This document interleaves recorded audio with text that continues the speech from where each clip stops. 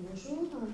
Je vais juste me présenter très vite. Je suis Sophie Ponce, donc j'ai rejoint l'équipe des inspecteurs en début d'année. Je suis ravie de faire la connaissance des enseignants que vous ne connaissez pas encore. Je vais donc introduire rapidement cette seconde table ronde, cette deuxième table ronde, qui va aborder le travail à plusieurs mains. Elle s'appelle aussi, on l'a intitulée également, Utiliser l'intelligence collective pour personnaliser les apprentissages. Alors le travail en équipe, vous connaissez, vous le pratiquez avec vos collègues dans vos établissements, et peut-être aussi avec les collègues des collèges de secteur. Savoir travailler en équipe, c'est devenu aujourd'hui une compétence absolument indispensable dans le monde professionnel. Et elle va prendre une place encore plus importante, cette compétence du travail en équipe, avec le numérique, grâce au numérique. Travailler en équipe, c'est bien une compétence. Il y a un certain nombre de savoirs, de capacités, d'attitudes qu'il faut apprendre à développer, à mobiliser pour réussir ce travail collectif, et j'irai même plus loin, ce travail collaboratif, puisque l'enjeu du travail en équipe, c'est bien d'arriver à une production qui a mobilisé l'intelligence collective, donc une production qui est plus riche que si on s'était partagé le travail. Et donc, apprendre ce travail en équipe à vos élèves, c'est un de vos objectifs pour vos élèves. Mais vous en avez d'autres. Accompagner de façon personnalisée, gérer l'hétérogénéité des élèves au sein de la classe. Alors, la question qu'on va se poser à présent, c'est est-il possible de concilier les deux ? Comment et pourquoi on peut utiliser le groupe pour permettre au sein du groupe à chaque élève de se développer individuellement ? Et pour cela, nous accueillons Frédéric Véron, qui est professeur au collège Daniel Ferry à Limeil-Brévannes, et puis Antoine Tally, qui est chercheur au CNRS et qui est enseignant à l'université Paris 5. Je leur laisse la parole. Bonjour à tous. Ce que je vais vous présenter aujourd'hui, en fait, c'est parti d'une problématique finalement assez simple. Lorsque je faisais une activité, un TP, n'importe quoi en classe, quelque chose de très classique, lorsque j'arrivais à la fin de ma séance, j'ai besoin de faire un bilan, qu'on rédige tous ensemble quelque chose. Le problème, c'est que la manière dont je gérais ma classe, c'était encore très frontal pour ce bilan, et puis c'était toujours les mêmes élèves qui levaient la main, qui participaient, et puis finalement je faisais aux élèves moi-même une rédaction de ce que je pensais être une superbe conclusion magique que j'avais rédigée de mes soins. Ça me posait vraiment un problème, parce qu'au bout du compte, c'était toujours les 3, 4, 5 mêmes élèves qui participaient, souvent les meilleurs. J'avais toute une partie de la classe qui n'avait peut-être pas forcément fini l'activité, qui ne suivait pas du tout la conclusion. J'avais ceux qui n'avaient pas envie du tout de participer. Bref, je touchais qu'une minorité de la classe, et puis le résultat, c'était toujours une conclusion très stéréotypée. Donc je me suis dit qu'il fallait que je trouve un outil qui permette de centraliser tout le monde. Si j'ai 28 élèves dans la classe, je veux que mes 28 élèves rédigent la conclusion. Quand je le faisais par écrit, nécessairement, j'avais un gros souci. Par écrit, individuellement, ça passait pas. Pareil, j'avais toujours les mêmes élèves, soit en retard, soit réfractaires, soit ceux qui ne voulaient pas du tout travailler, qui n'avaient rien à faire des SVT, qui ne voulaient absolument pas participer et qui ne faisaient rien. Donc je me suis lancé avec un outil numérique qu'on appelle Framapad. C'est ce qu'on appelle un traitement de texte collaboratif. Et je me suis dit, sur une feuille de traitement de texte, que vous voyez ici, je vais mettre 28 élèves. Alors là, j'imagine que vous pensez la même chose que moi. Ça va être un beau bordel. Je suis bien d'accord avec vous. Ça, c'est un gros souci. Je me suis dit, banzai, on tente. Ils se connectent tous. Au début, je ne leur ai pas donné les consignes. J'ai rien donné. C'est-à-dire que je leur ai dit, quand vous avez fini votre activité, vous passez sur ce lien, vous cliquez sur ce lien, et puis vous essayez de rédiger une conclusion. Je n'ai pas dit que ça allait être collaboratif. J'ai donné absolument aucune consigne. Je leur ai laissé le temps de découvrir cet outil. Et voici ce qui se passe. Sur cet outil, là, je viens de cliquer sur un petit lien qui s'appelle l'historique dynamique, qui permet de voir, clic après clic, tout ce qui s'est déroulé sur ce traitement de texte collaboratif. Donc les premiers élèves sont arrivés, ils ont commencé à rédiger. Ça a été le bazar, parce que dans la partie centrale que vous voyez ici, ils ont commencé à rédiger tout et n'importe quoi, des bêtises, des wesh, des lol, des MDR, des ouah, je te vois, c'est génial et tout ça, trop fort, etc. Génial le cours de SVT. Vous imaginez les débordements possibles. Je leur laisse un peu de temps pour se familiariser avec le wesh wesh lol lol, pas de problème. J'étais patient.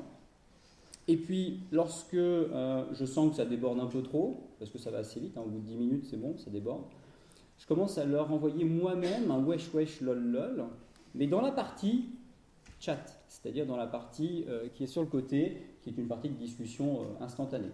Et là, les élèves un peu déconcertés en général s'arrêtent, regardent un peu ce que le prof a envoyé dans le chat et se disent « Aïe aïe aïe, M.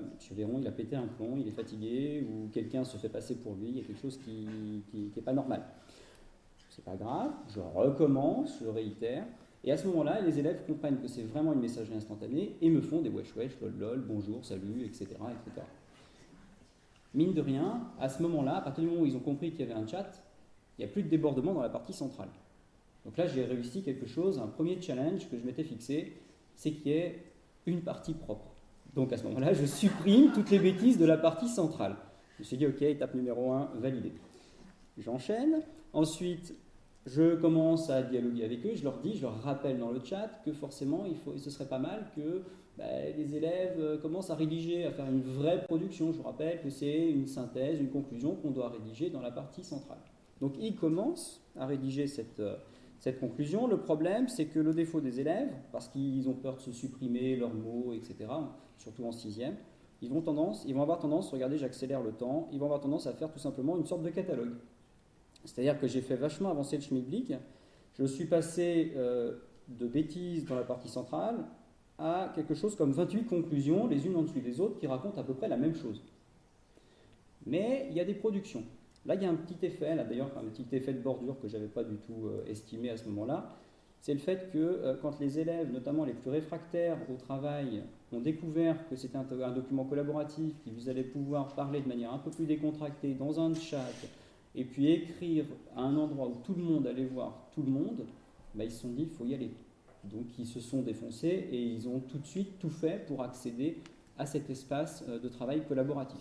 Donc ça a été ma première surprise, mon premier truc vraiment très surprenant.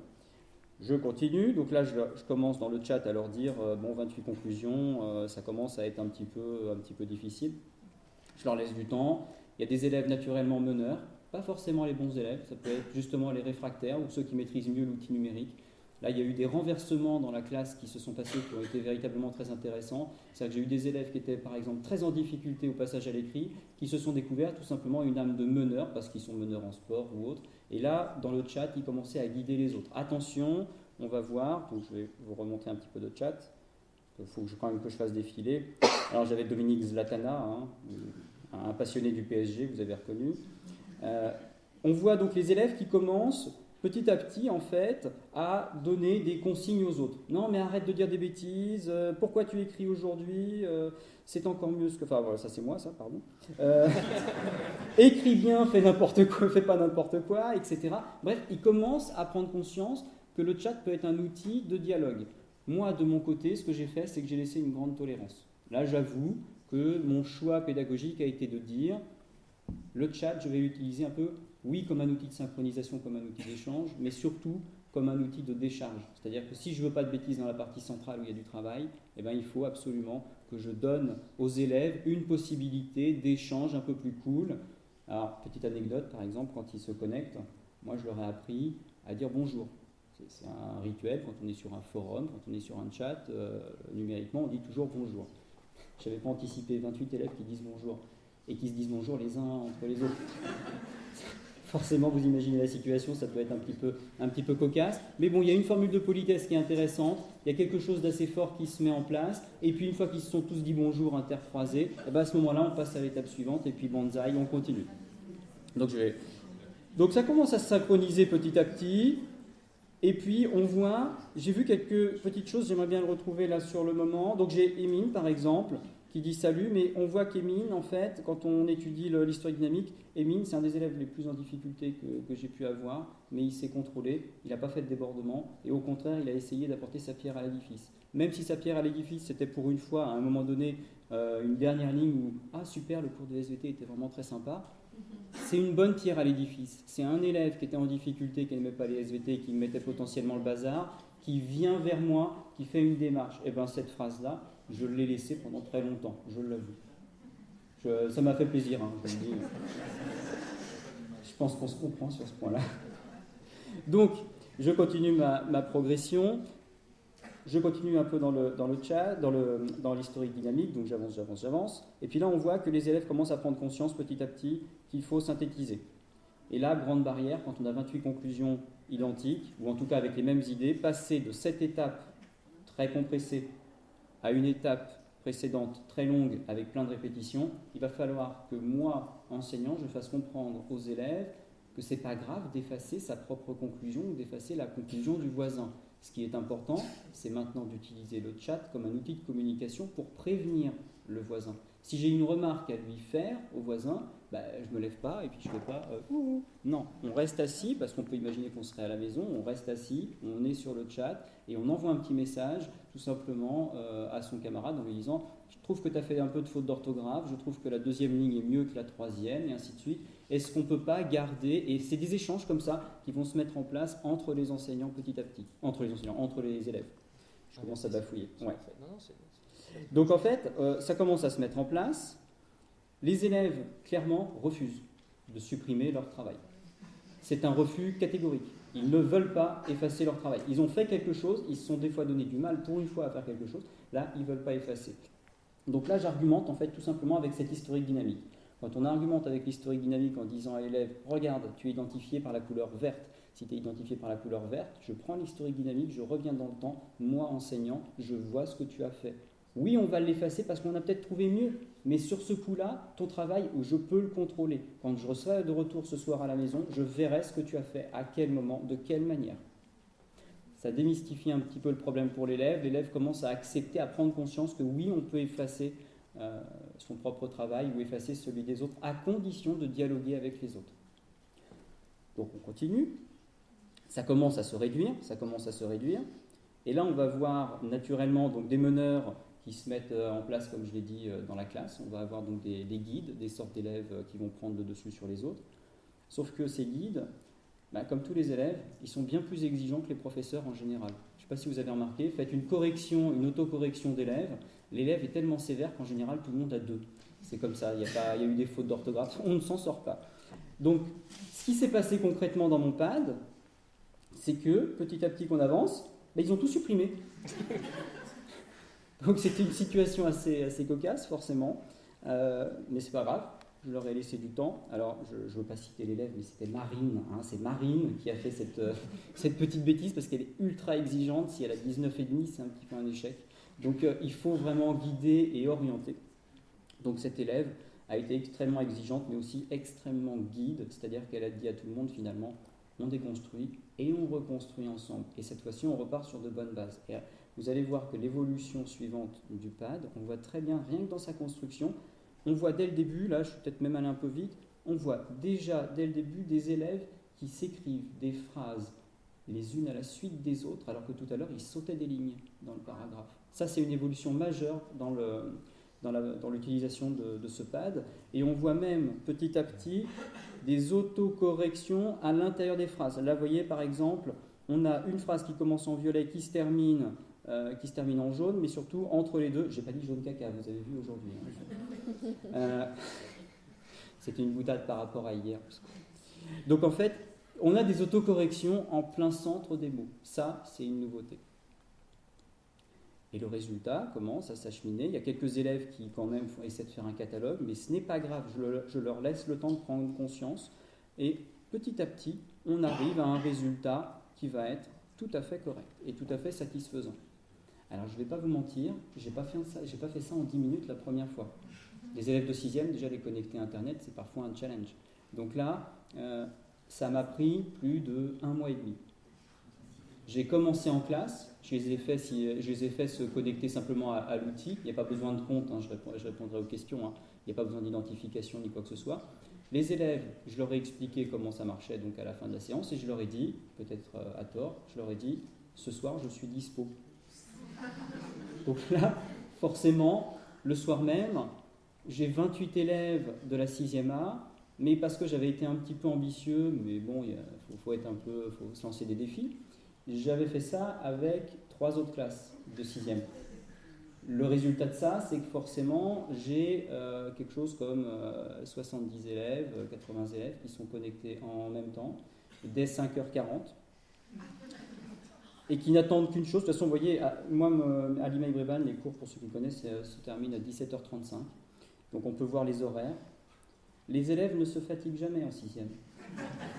Sachez que ce sont des bêtes de travail.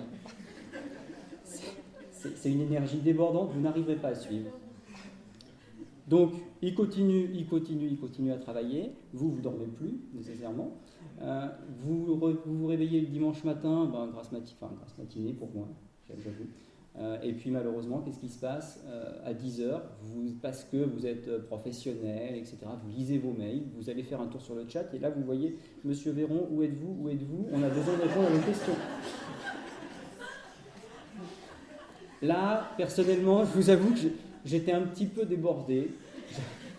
Je me suis dit, ça prend un peu trop d'ampleur. Mais j'ai pas paniqué. Hein. Ma femme, oui, mais pas moi. Quelques petites anecdotes, parce que vous avez remarqué que j'aime bien les anecdotes. J'ai commencé à flipper en fait quand les parents sont intervenus.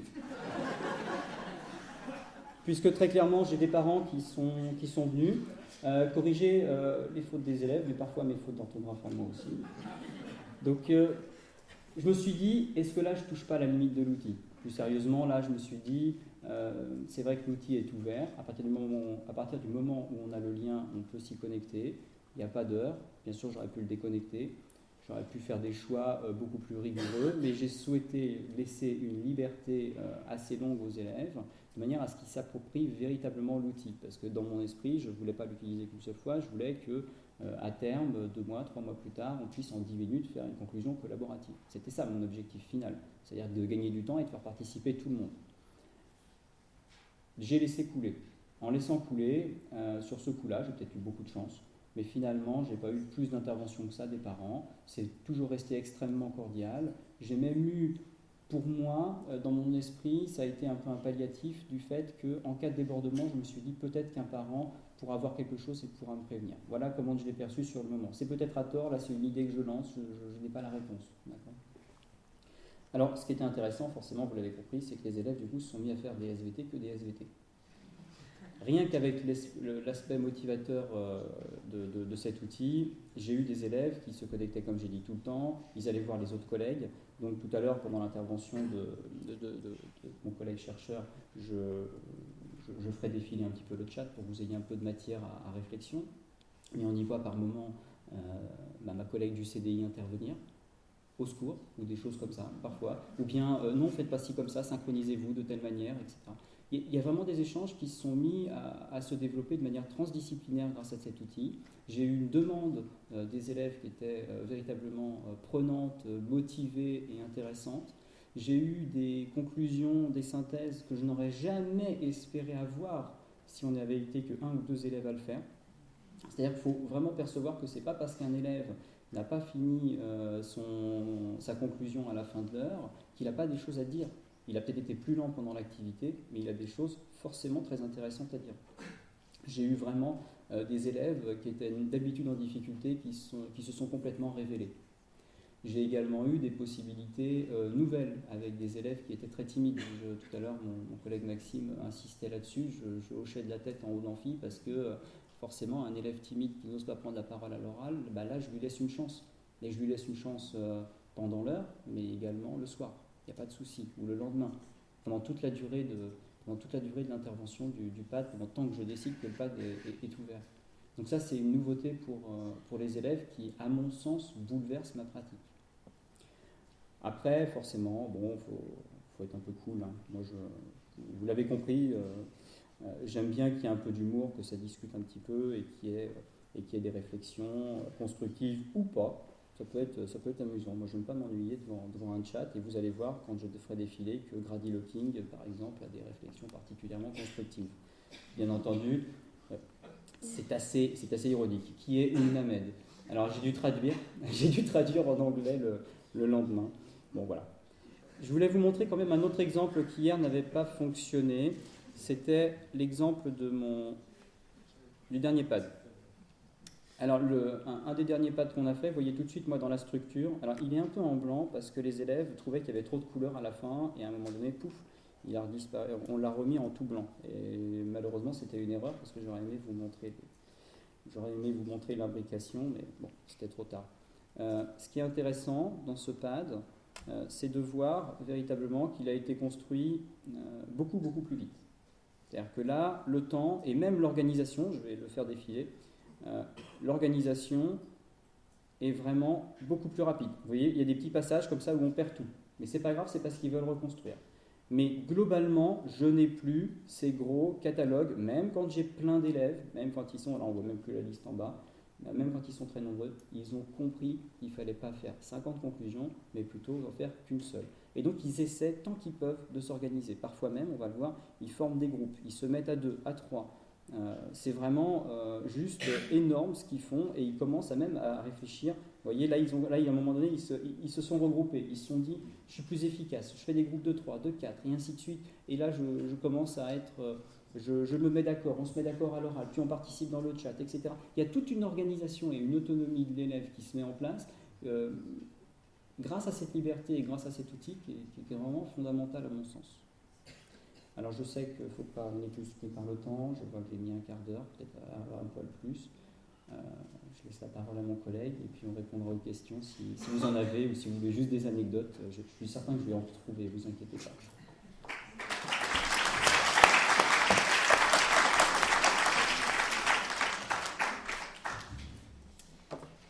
Alors je vais essayer de passer après. Non, ça va être dur. Désolé. Non mais ouais, c'est bon, c'est pas de ta faute si tu as du talent. Je vais le faire avec. Je vous encourage quand même à interrompre dès le départ si vous avez des questions. Pour parler de l'intelligence collective, si on le fait en interactif, ce sera mieux. Alors moi, j'ai pris des notes. Donc ce que je vais raconter aujourd'hui n'a rien à voir avec ce que j'ai raconté hier. Et avec un peu de chance, c'est au moins aussi intéressant. Mais comme on a discuté dans l'après-midi hier, il m'est venu 2-3 idées à 5h du matin. Donc je suis un petit peu fatigué, donc on verra, ce ne sera pas forcément très brillant. Le premier truc auquel j'ai pensé, là j'ai renoté tout à l'heure, l'exercice est très difficile de faire un bilan et de ne pas atteindre l'état de bazar qu'on a peur d'obtenir. Et l'exercice est le même que celui qui conduit à construire Wikipédia, qui repose donc sur l'intelligence collective. Et comme on est entre gens qui aiment bien la bio, je pense qu'on peut faire une analogie assez sympathique avec la façon dont le cerveau fonctionne, où d'une certaine manière, chaque élément d'un ensemble qui participe à une création d'intelligence collective peut être assimilé au travail d'un neurone. Et là, on peut réfléchir, et on peut éventuellement réfléchir pour nous, mais aussi faire réfléchir les élèves à la contribution qu'ils ont. Comment est-ce qu'ils sont connectés avec les autres? Est-ce qu'ils ont beaucoup de connexions ou pas? Est-ce qu'ils stabilisent certaines connexions parce qu'ils perçoivent que ça marche mieux ou pas? Comment est-ce que l'information est transmise? Est-ce qu'ils transmettent toutes les informations qu'ils récupèrent et puis ils les passent au suivant?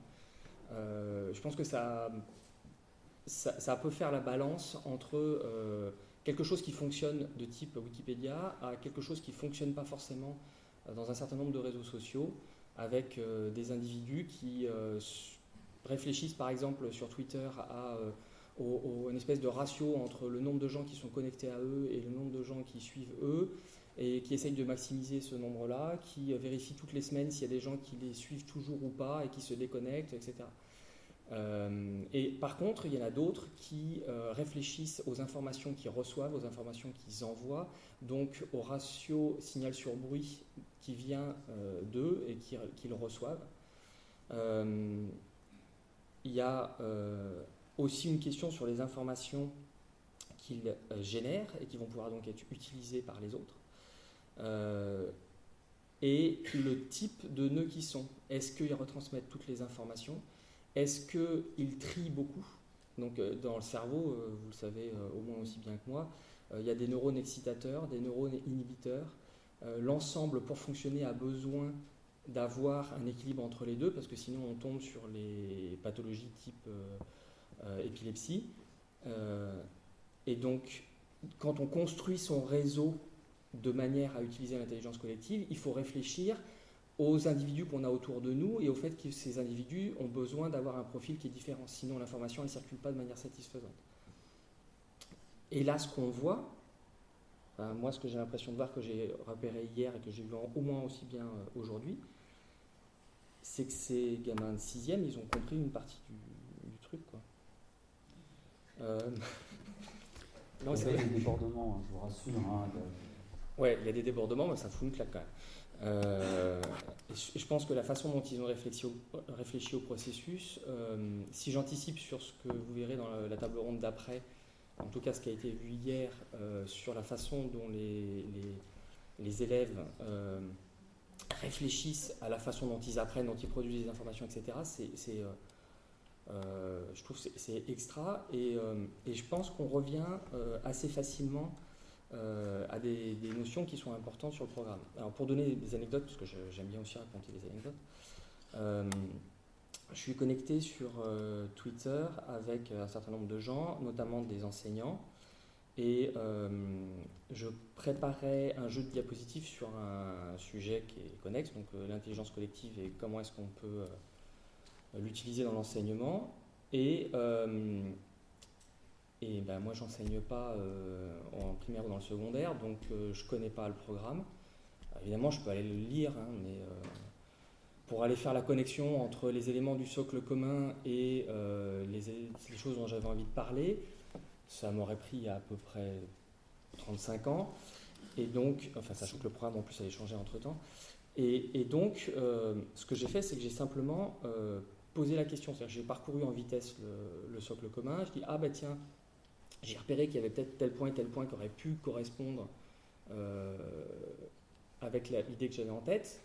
Et j'ai posé la question sur Twitter.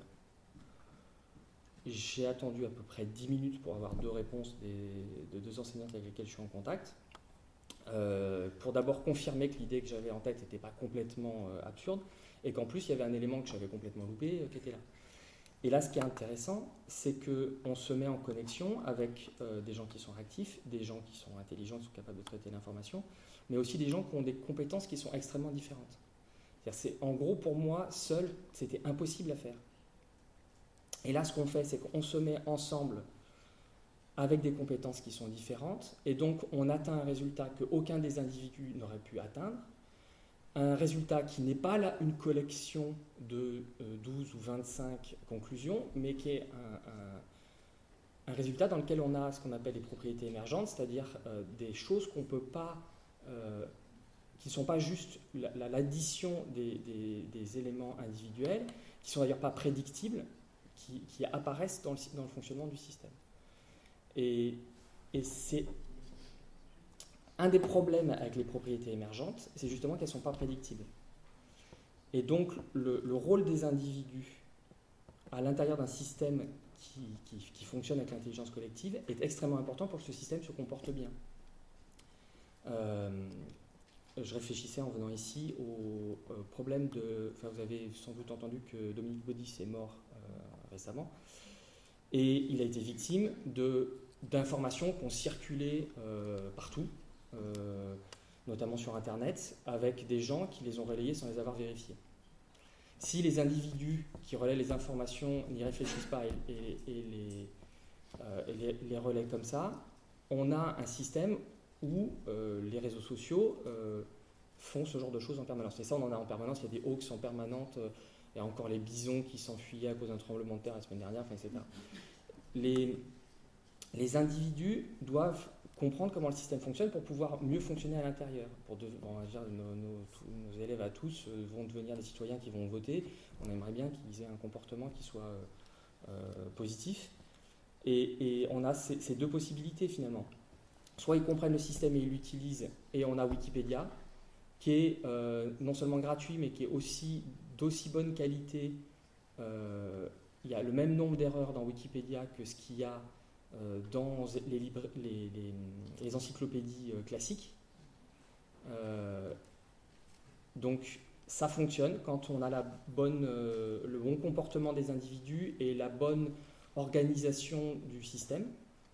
Et ça peut aussi ne pas fonctionner du tout avec ces rumeurs qui se diffusent très très vite.